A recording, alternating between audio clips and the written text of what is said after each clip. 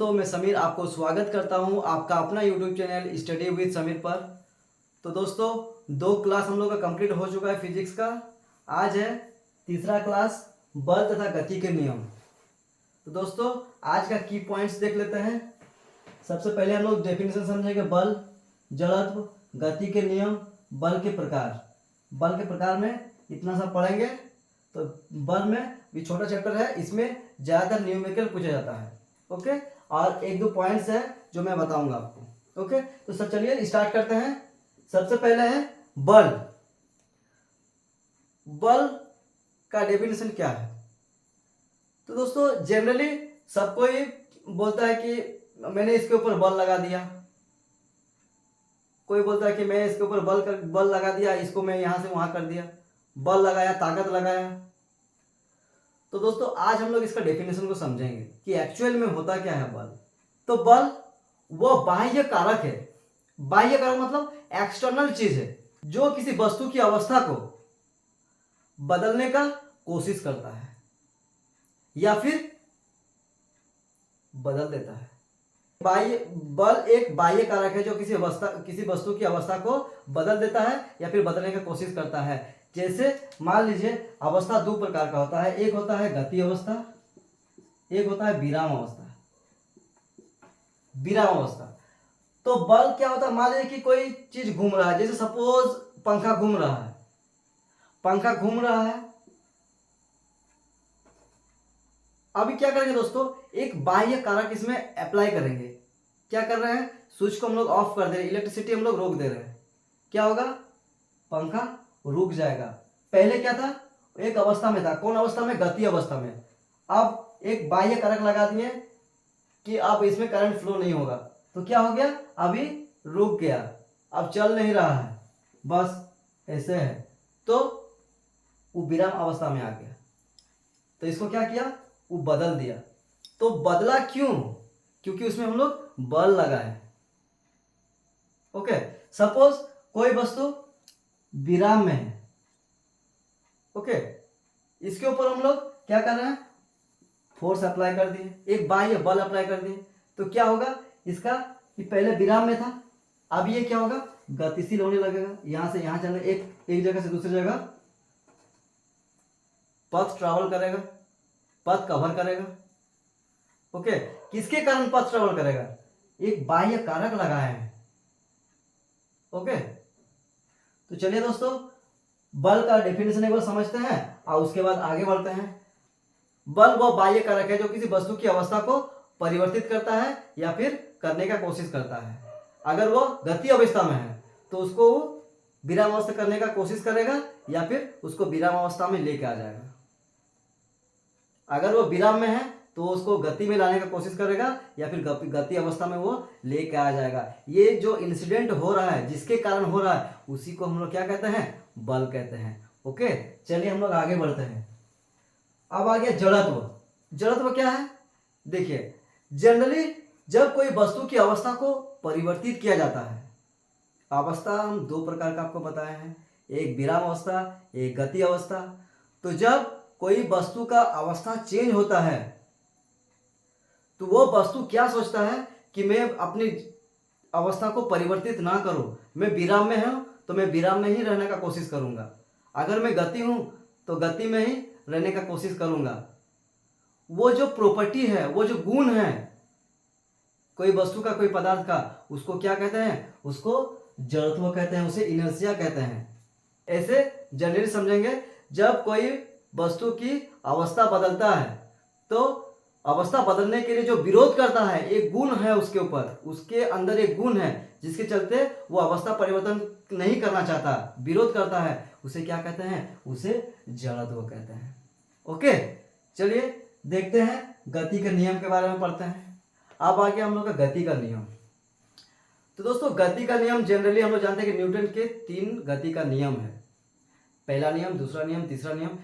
तीनों जो नियम है, हमारा फिजिक्स का मोस्ट ऑफ टॉपिक्स और मोस्ट ऑफ जो प्रैक्टिकली देखा जाए तो हम लोग का जो सॉल्यूशन होता है, यही 3 नियम के बेसिस से ही होता है। ओके, तो चलिए हम लोग न्यूटन के तीनों गति का नियम को समझते हैं। तो पहला नियम जो है, इसे क्या क्या कहते हैं? इसे जड़त्व का नियम कहते हैं, या फिर इसे गैलीलियो का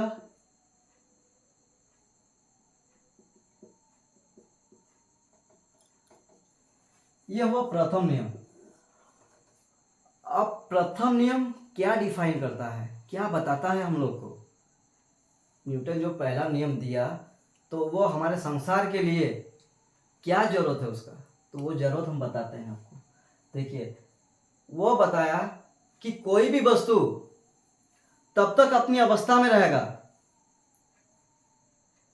अवस्था मतलब गति या विराम, कोई भी वस्तु तब तक अपनी अवस्था में रहेगा जब तक कि उस पर कोई बाहरी बल ना लगाया हो। ओके, मतलब कोई वस्तु गतिशील रहने का कोशिश करेगा, कोई वस्तु विराम है तो विराम में रहने का कोशिश करेगा जब तक उस पर कोई बाहरी बल ना लगाया जाए। ओके, तो इसी को क्या कहते हैं? जड़त्व का नियम, गैलीलियो का नियम, या फिर न्यूटन का फर्स्ट लॉ।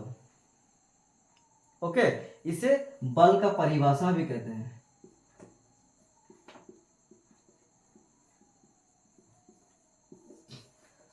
आपको क्वेश्चन दिया रहेगा एग्जाम में कि बल का परिभाषा न्यूटन के कितने नंबर नियम से मिलता है, तो पहला नियम से बल का डेफिनेशन मिलता है, बल का परिभाषा मिलता है।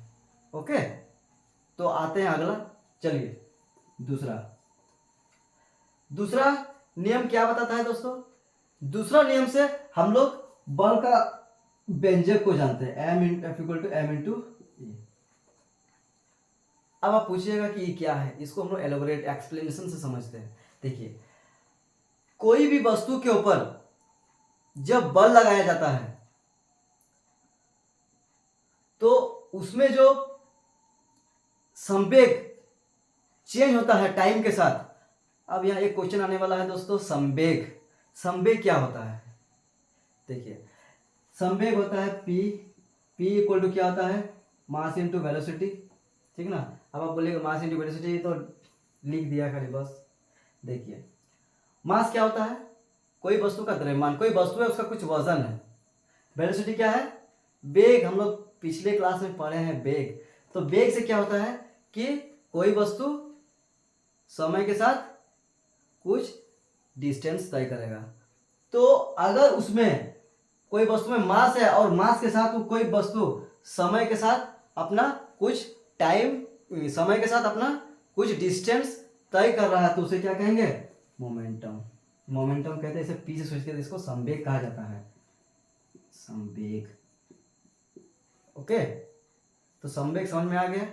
सपोज मान लीजिए कि एक पत्थर रखा हुआ है।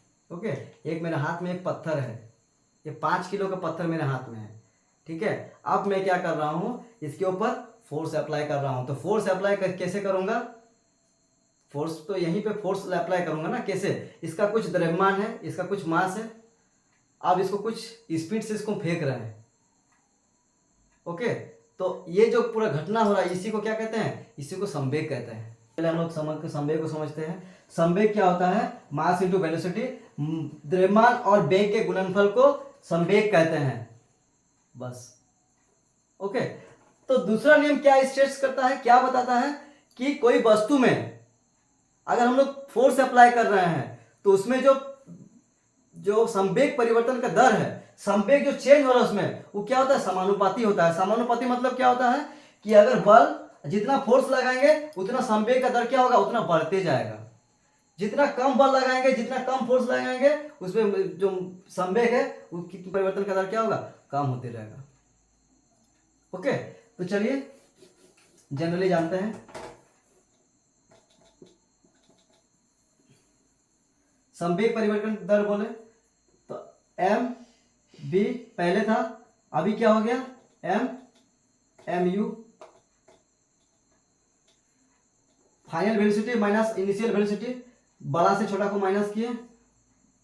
टाइम, इसमें से एम कॉमन ले लिए, v minus u by t. दोस्तों लास्ट क्लास में हम लोग पढ़े थे v minus u by t equal to क्या होता है? एक्सीलरेशन होता है, त्वरण होता है, तो इसे क्या कहते हैं? F equal to m a. तो दोस्तों इससे हम लोग ये देखें दूसरा नियम से कि न्यूटन का जो दूसरा नियम है, इससे हम लोग इसका व्यंजक प्राप्त करते हैं, इसका जो समीकरण है समीकरण को प्राप्त करते हैं। किससे? न्यूटन का दूसरा नियम से।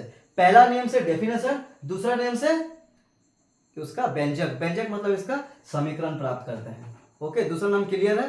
तीसरा नियम आता है इसका। तो तीसरा नियम सिंपल है, प्रत्येक क्रिया के बराबर विपरीत प्रतिक्रिया होगी। सपोज मान लीजिए कि हम कोई चीज को धक्का देंगे तो उधर से भी कुछ हमको धक्का देगा। इसका मतलब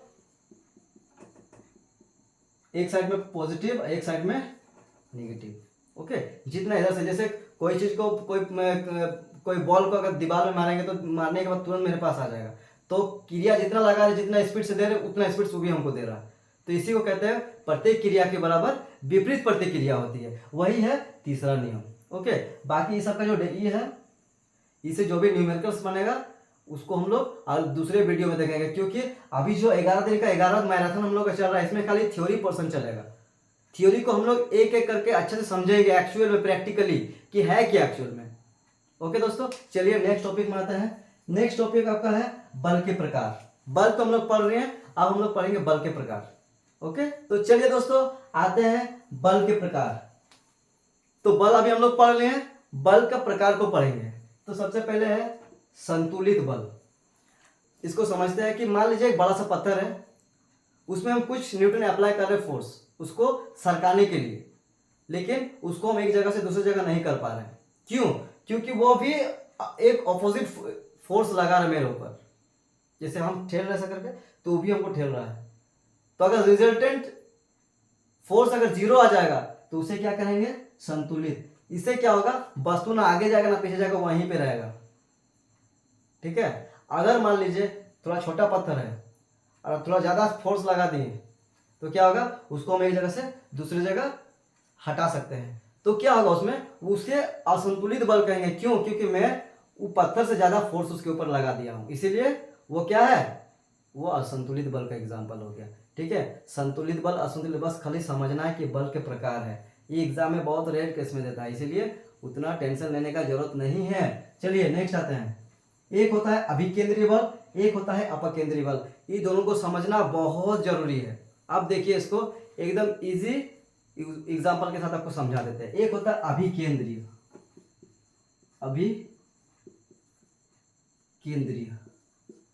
अभिकेंद्रीय, ठीक ना।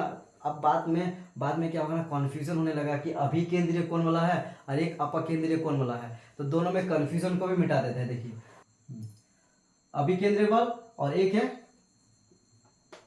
अपकेंद्रीय।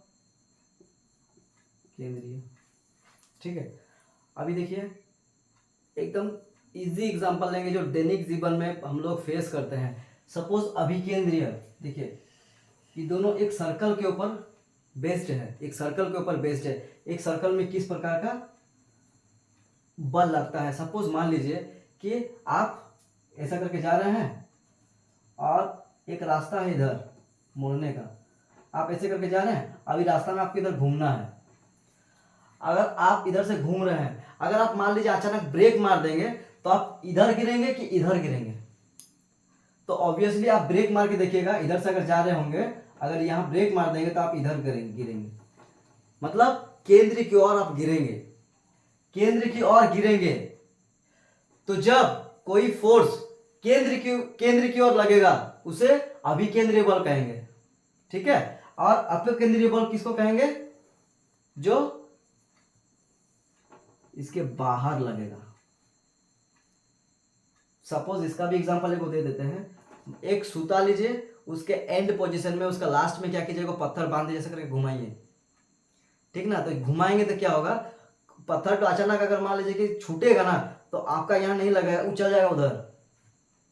ठीक है, तो जब केंद्र से बाहर की ओर फोर्स लगेगा उस टाइम अपकेंद्र, अप मतलब अपर, आगे ऊपर आगे लग जाएगा। ठीक है, अभी मतलब अंदर, आ से अंदर, आ से अभी। ठीक ना, याद रखना है। अप मतलब अप मतलब बाहर, यही याद रखना है, क्योंकि बाद में फिर कंफ्यूजन होगा कौन बोला अंदर था कौन बोला बाहर था। ठीक है, तो अभिकेंद्रीय हो गया केंद्र के अंदर, और अपकेंद्रीय मतलब केंद्र के बाहर। बहुत सारा क्वेश्चंस आपको इस प्रकार का एग्जाम में दे सकता है कि कोई एक इंसिडेंट दे देगा, बताएगा उसमें कि ये अभिकेंद्रीय बल है या फिर अपकेंद्रीय बल है।